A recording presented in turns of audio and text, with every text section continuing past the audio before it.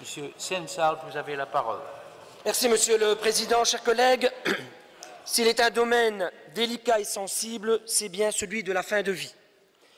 Les décisions à prendre sont toujours difficiles pour le patient, pour ses proches, mais aussi pour les professionnels de la santé qu'il côtoie.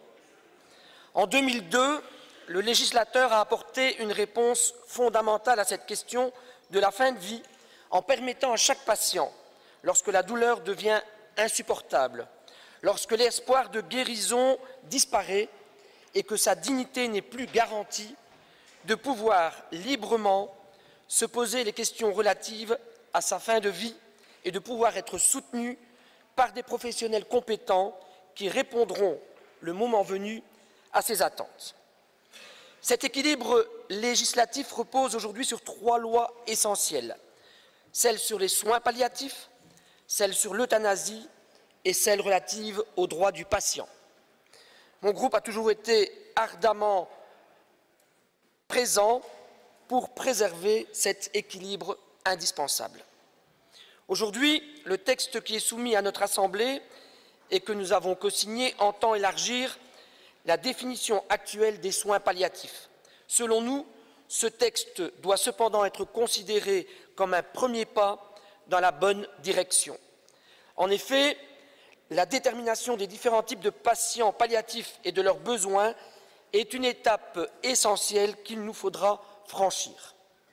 Malheureusement, aujourd'hui, nous ne savons toujours pas si le gouvernement est prêt à dégager un budget spécifique dans ce cadre, mais nous soutiendrons évidemment ce texte.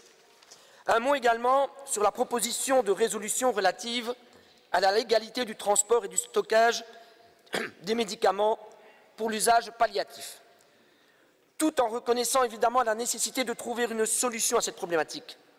Il était pour mon groupe indispensable que le cadre fixé permette à l'ensemble des parties de trouver une réponse adéquate et non contraignante afin de tenir compte des besoins spécifiques et des disparités régionales, et cela dans le respect de la responsabilisation de l'ensemble des intervenants de la chaîne de soins.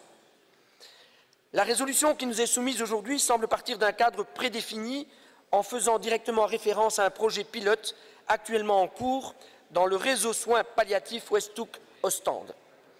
Et comme nous l'avons déjà dit en commission, nous déplorons donc que le texte de consensus proposé par la Fédératie palliative Zorg-Vlaanderen, la Fédération bruxelloise pluraliste de soins palliatifs et continus, la Fédération wallonne des soins palliatifs, le Vlaams Apothekers Network, l'Association des unions de pharmaciens, l'Algemene Pharmaceutisch Bond et l'Association pharmaceutique belge, c'est-à-dire tous les acteurs francophones et néerlandophones directement concernés, n'aient pas été pris pleinement en considération. Et comme l'a dit Winston Churchill, il n'y a aucun mal à changer d'avis pourvu que ce soit dans le bon sens, et si ce n'est pas le cas, bien, nous ne soutiendrons pas ce texte. Merci de votre attention.